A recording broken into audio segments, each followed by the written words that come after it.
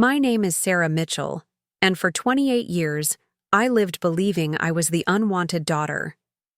But the truth my dying mother revealed would shatter everything I thought I knew about my life. The fluorescent lights of St. Mary's Hospital buzzed overhead as I walked down the sterile corridor, my heels clicking against the polished linoleum floor. The familiar scent of disinfectant mixed with cafeteria food filled my nostrils, bringing back memories I'd rather forget. I was heading to room 314, where my mother, Linda Mitchell, lay dying of pancreatic cancer. 3 months. That's what the doctors had given her, but it had been 4 weeks since that diagnosis, and she was fading faster than anyone expected. My younger sister Emma had called me that morning, her voice thick with tears. "Sarah, you need to come. The doctors say, they say it might be today," Emma had whispered into the phone. I paused outside the door, my hand trembling as I reached for the handle. Through the small window, I could see Emma sitting beside our mother's bed, holding her hand, her blonde hair falling like a curtain around her face. Even at 25, Emma was still the golden child, the one who could do no wrong in our mother's eyes. I pushed the door open softly. The room smelled of wilting flowers and the medicinal odor that clung to everything in hospitals. Mom's eyes were closed, her breathing shallow and labored. She looked so small in that hospital bed, nothing like the formidable woman who had raised us. "Sarah?" Emma looked up, her blue eyes red-rimmed from crying. "I'm so glad you're here." I approached the bed cautiously. Mom's face was gaunt, her once vibrant auburn hair now thin and gray. The machines around her beeped steadily, monitoring her failing body. "How is she?" I asked quietly, taking a seat on the opposite side of the bed from Emma. "She's been drifting, in and out. Sometimes she talks, but it doesn't always make sense," Emma replied, her voice barely above a whisper. As if summoned by our voices, Mom's eyes fluttered open. They were still the same piercing green I remembered, though now clouded with pain and medication. "Emma, sweetheart." Mom's voice was raspy, weak. She smiled when she saw my sister, the same warm smile she'd always reserved for her favorite child. Then, her eyes found me, and the smile faltered slightly. "Sarah, you came." There it was. Even on her deathbed, I could hear it in her tone. Surprise that I had bothered to show up, as if my presence was unexpected or unwelcome. "Of course I came, Mom," I said, trying to keep the hurt out of my voice. Growing up in our suburban Chicago home, it had always been Emma who got the better bedroom, the newer clothes, the bigger slice of birthday cake. Emma who got dance lessons while I was told we couldn't afford them, even though mysteriously the money appeared when Emma wanted piano lessons 6 months later. I remembered my 10th birthday when Mom had forgotten to buy me a cake, but 2 weeks later, Emma's 8th birthday party was a grand affair with a princess theme, a bounce house, and 30 guests. When I'd asked why my birthday had been different, Mom had snapped, "Life isn't fair, Sarah. The sooner you learn that, the better." But it wasn't just about material things. It was the way Mom's face would light up when Emma walked into the room, the way she'd brag about Emma's achievements to neighbors while barely mentioning my academic awards or athletic accomplishments. "Emma, darling," Mom said now, squeezing my sister's hand. "You've been such a good daughter, so loving, so caring." Emma blushed, but I could see the discomfort in her eyes. She'd noticed the favoritism too, though she'd never known how to address it. "Mom, Sarah's here too," Emma said gently. "She drove all the way from downtown." Mom's gaze shifted to me reluctantly. "Yes, well, I suppose that's nice." The words stung, even though I'd been expecting them. 28 years of this treatment, and it still had the power to cut deep. I looked around the room, taking in the dozens of flowers Emma had brought, the comfortable chair she'd arranged to be brought in, the small pillow from home to make Mom more comfortable. Emma had been here every day for weeks, playing the devoted daughter role she'd always excelled at. "Mrs. Mitchell?" A nurse entered the room quietly. "How are we feeling today?"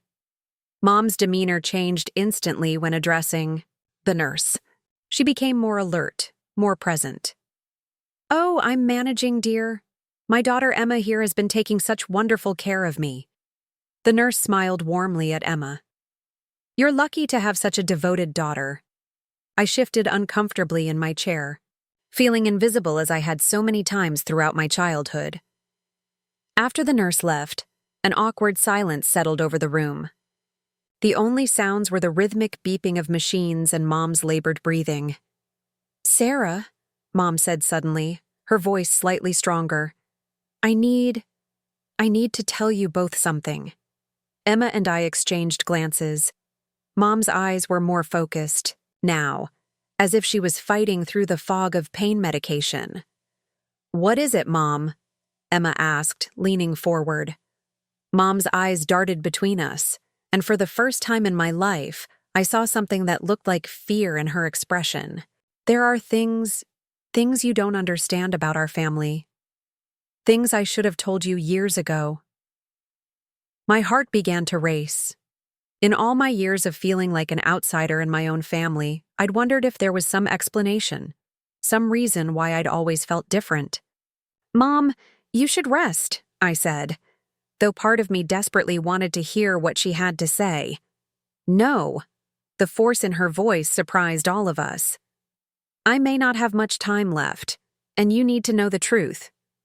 She struggled to sit up slightly, her breathing becoming more labored with the effort. "Sarah, all these years you've thought I didn't love you as much as Emma." The blunt acknowledgement of what had been the defining pain of my childhood hit me like a physical blow. "And you were right to think that," she continued, her words barely audible. Emma gasped. "Mom, no. That's not true." But Mom wasn't finished. "You were right, Sarah, but not for the reasons you think." What could she possibly mean? How could there be reasons that would justify a lifetime of feeling unwanted by my own mother? "Mom, please," I whispered, not sure I wanted to hear any more.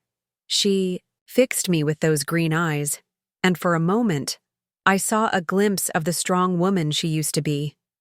"Sarah, honey," she said, her voice growing weaker. "You're not Emma's sister." The words hung in the air like a physical presence. Emma and I stared at her, neither of us able to process what she'd just said. "What do you mean?" Emma's voice was barely a whisper. Mom closed her eyes, as if gathering strength for what came next. "You're not sisters," she repeated. "And Sarah, you're not my daughter. Have you ever had your entire world collapse in a single moment?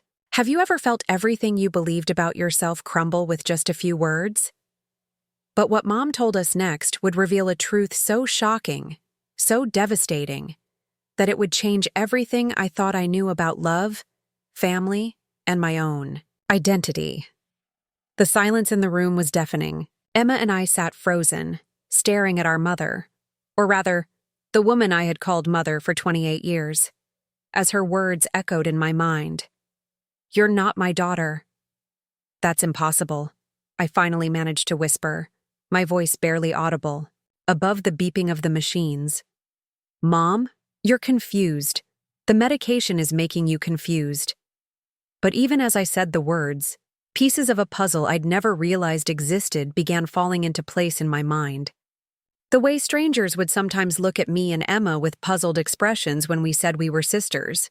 How different we looked. My dark hair and brown eyes versus Emma's blonde hair and blue eyes.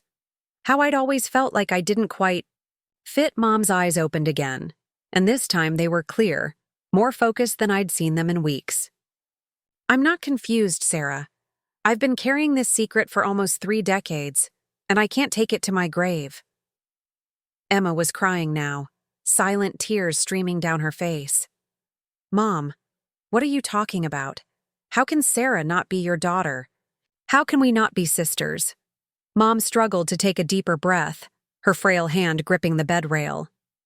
"It was September 15th, 1995. I was in labor with Emma at Chicago General Hospital. It was a difficult delivery, and there were complications. I leaned forward despite myself, drawn into a story that would rewrite my entire life. You were born just 2 hours after Emma, Mom continued, looking directly at me. Your mother, your real mother, was a young woman named Rebecca Turner. She was only 19, unmarried, and alone. The name hit me like a physical blow. Rebecca Turner. My real mother had a name. There was a power outage that night during a terrible thunderstorm. Mom's voice grew stronger as she spoke, as if unburdening herself was giving her energy. The backup generators kicked in, but there was chaos in the maternity ward. Nurses were using flashlights, babies were crying, and in the confusion, she paused, closing her eyes as if the memory was too painful to witness. In the confusion, the hospital bands got mixed up. You and Emma were in bassinets next to each other in the nursery. When the power came back on and things settled down, the nurses brought each of us what they thought were our babies. I felt like I was drowning. You're saying the hospital gave you the wrong baby? Mom nodded slowly. I brought you home, Sarah. I named you, I held you, I tried to love you. But from the very beginning, something felt wrong.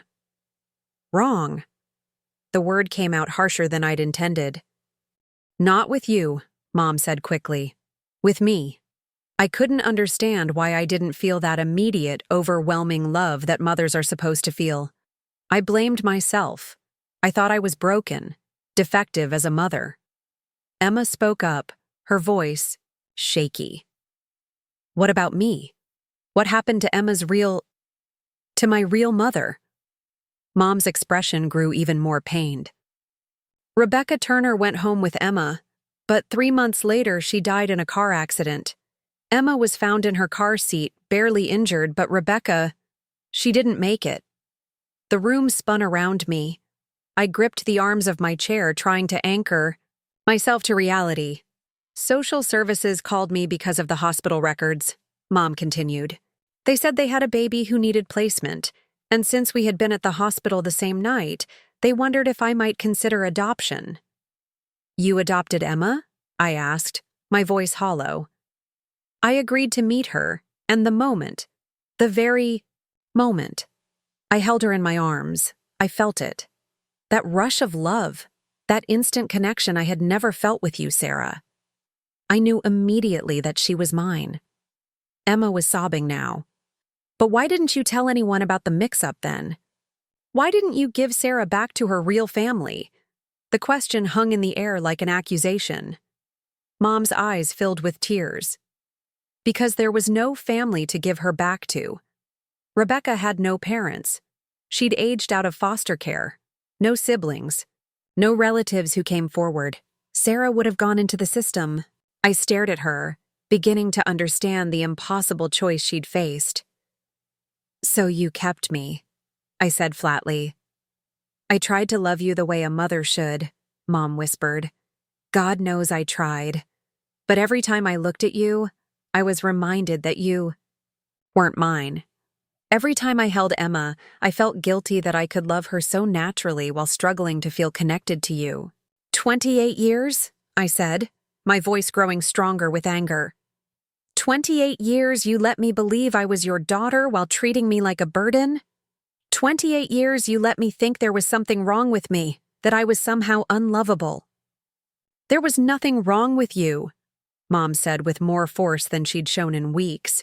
You were a beautiful, intelligent, wonderful child. The problem was with me. I was a coward who couldn't find the courage to tell you the truth or give you to a family who could love you the way you deserved. Emma stood abruptly, pacing to the window. This is insane. This can't be real. Sarah is my sister. She's always been my sister. I looked at Emma. Sweet, kind Emma, who had never asked for any of this favoritism, who had often tried to deflect Mom's attention to include me. What was her name again?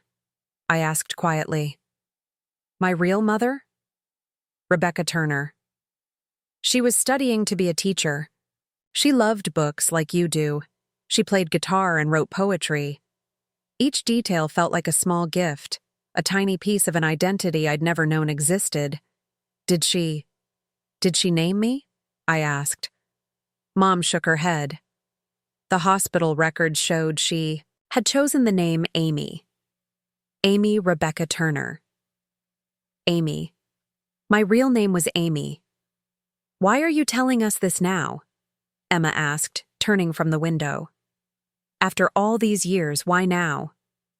Mom's breathing was becoming more labored again. Because I'm dying, and I can't let you go on living lies. Emma, you deserve to know that your real mother loved you enough to die protecting you. And Sarah? Amy, you deserve to know that you weren't unwanted. Your mother may have been young and scared, but she carried you for 9 months.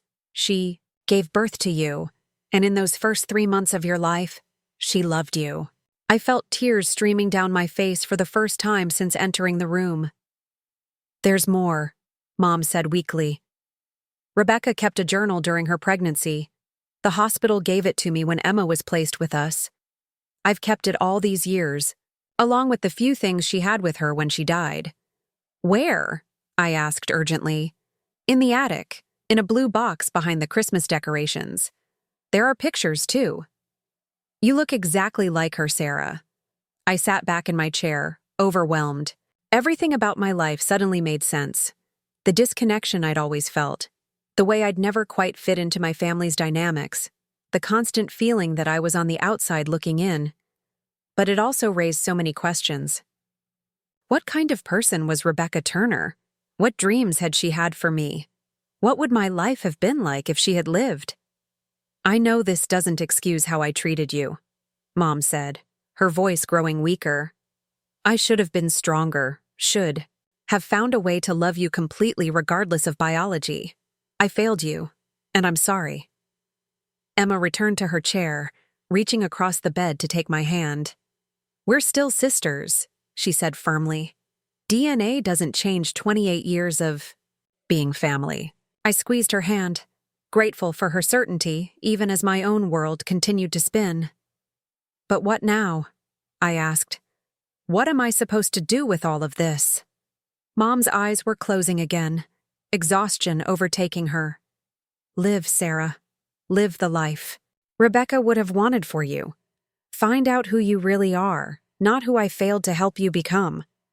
As I sat there holding Emma's hand and watching the woman who had raised me slip back into unconsciousness, I realized that everything was about to change. The daughter who had always felt unwanted was about to discover she had been desperately wanted by someone else. But what I would find in that blue box in the attic would reveal even more shocking truths about my real mother and the sacrifice she had made for me. 2 days later, Linda Mitchell passed away peacefully in her sleep. Emma and I held her hands as she took her final breath, and despite everything she had revealed, I found myself grieving for the only mother I had ever known. Even a flawed love is still love, and letting go of it was harder than I had expected. The funeral was surreal. I stood beside Emma, accepting condolences from friends and neighbors who had no idea that half of their assumptions about our family had been shattered just days earlier. Mrs. Henderson from next door hugged me and said, "You look so much like your mother when she was young," and I had to bite my tongue to keep from correcting her. It wasn't until a week later that Emma and I finally made our way to the attic of our childhood home. Emma had inherited the house, and she'd asked me to help her go through Mom's belongings. But I think we both knew that the real reason we were climbing those creaky stairs was to find that blue box. The attic smelled of dust and old memories. Sunlight filtered through a small window, illuminating boxes of Christmas decorations, old furniture, and the accumulated detritus of a lifetime. Emma held a flashlight while I moved boxes aside, searching. "There," I said, pointing to a corner, behind a stack of artificial Christmas trees. "I see something blue." We carefully moved the decorations aside, and there it was, a simple blue storage box, smaller than I had expected. My hands trembled as I lifted it out and carried it to a clearer area where we could sit. Emma settled beside me, her presence, both comforting and necessary. I wasn't sure I could face this alone. I opened the lid slowly and immediately saw a photograph lying on top of everything else. I picked it up with shaking hands. It was a Polaroid of a young woman with long, dark hair and warm brown eyes, my eyes. She was sitting in what looked like a hospital bed, smiling at the camera despite looking exhausted. She was holding a baby, me, and the love in her expression was unmistakable. "Oh my God," Emma whispered. "Sarah, you look exactly like her." I studied the photo, taking in every detail of Rebecca Turner's face. She looked so young, just a girl, really, but there was something in her eyes, a determination, a strength that spoke to me across the decades. Beneath the photograph was a leather-bound journal. I opened it carefully to the first page, where Rebecca's handwriting, neat and careful, marked the date, January 3rd, 1995. "I found out today that I'm pregnant," I read aloud. "I'm scared and I don't know what I'm going to do, but I also feel this strange sense of excitement. There's a little person growing inside me, and maybe for the first time in my life, I won't be completely alone." Emma and I sat in silence as I continued reading. Page by page, Rebecca's journal revealed the story of a young woman who had grown up in foster care, who had no family, but was determined to create one. She wrote about her pregnancy with such tenderness, such hope. March 15th. I felt the baby kick for the first time today. I was sitting in American literature class, and suddenly there was this flutter, like a butterfly inside me. I put my hand on my stomach and whispered, "Hello, little one. I'm your mom, and I already love you so much." I had to pause, tears blurring my vision. May 20th. I've been thinking about names. If it's a girl, I want to call her Amy Rebecca. Amy because it means beloved, and Rebecca after me, so she'll always carry a part of me with her. If it's a boy, maybe David, after my favorite teacher from 3rd grade, Mr. Davidson. He was the first adult who ever made me feel like I mattered. Amy Rebecca. She had chosen my name with such care, such meaning. Emma squeezed my shoulder as I continued reading. The journal entries showed Rebecca working 2 part-time jobs while going to school, saving every penny for her baby. She wrote about setting up a tiny nursery in her studio apartment, about reading pregnancy books from the library, about talking to her unborn child every night. July 4th. I watched fireworks from my window tonight and promised my baby that we would always celebrate Independence Day together. I want to teach her that freedom is precious, that being independent and strong is important, but that love, real love, makes everything better. As I read, a picture emerged of a young woman who had never experienced the kind of family love that most people take for granted, but who was determined to give her child everything she had never had. August 10th. I'm getting scared about the delivery, but I'm also so excited to meet my baby. I have this feeling it's a girl. I dream about her sometimes. She has dark hair like mine, and she's so smart and funny. I imagine teaching her to read, helping her with homework, being the mother I never had. Further into the box, I found ultrasound photos, carefully labeled with dates and Rebecca's excited notes. "Baby's first picture," she had written on one. "Look at those tiny fingers." There was also a small baby blanket, soft yellow with white daisies, and a tiny stuffed elephant that looked well-loved even though it had never been played with. Near the bottom of the box was an envelope marked, "For Amy, when she's old enough to understand." Inside was a letter in Rebecca's careful handwriting.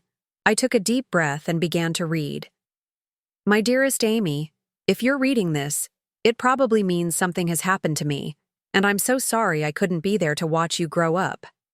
I want you to know that you were the most wanted baby in the world.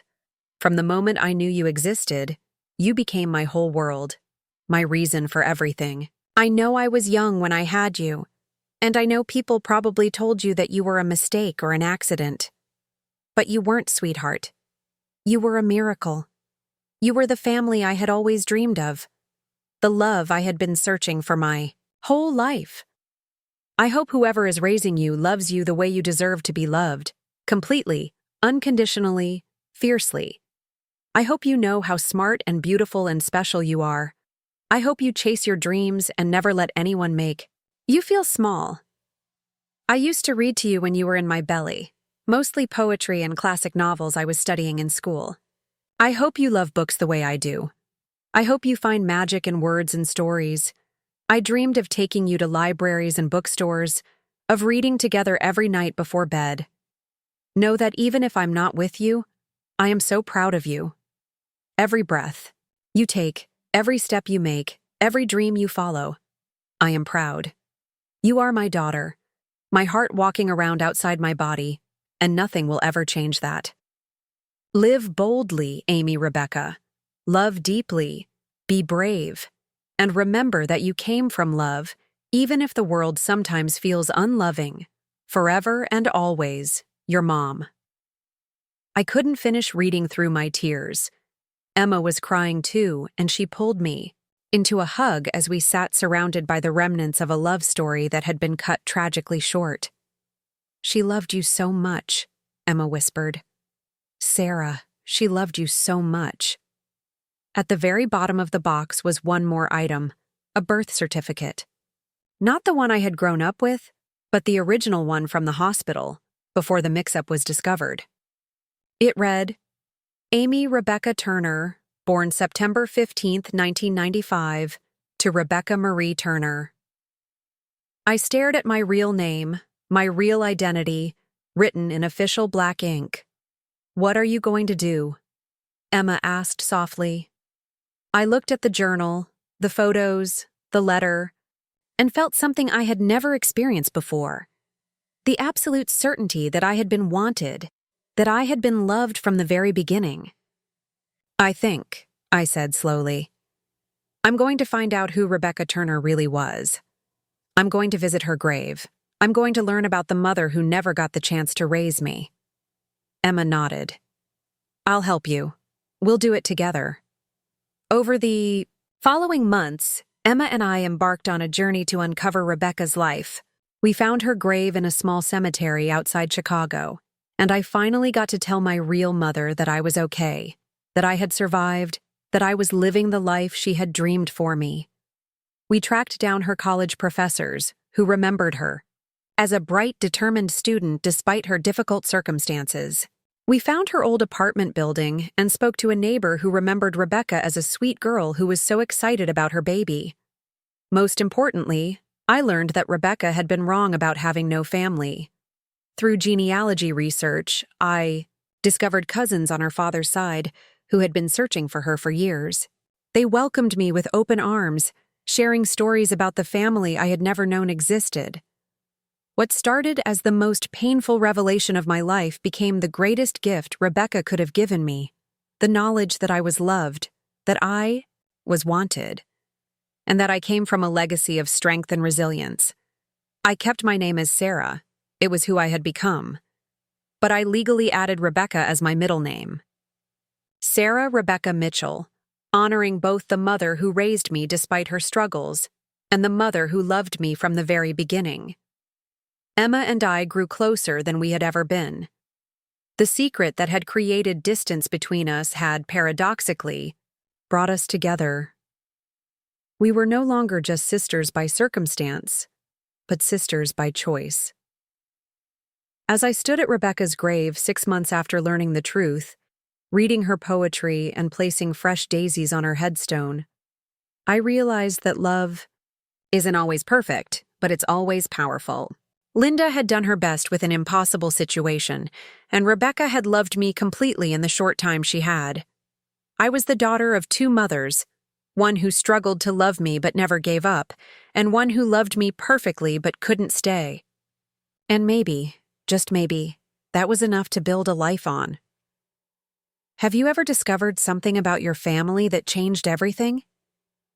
Sometimes the truth hurts, but it also has the power to set us free. What would you do if you discovered your entire identity was built on a secret? Sometimes the greatest gift we can give someone is the truth, even when it's painful.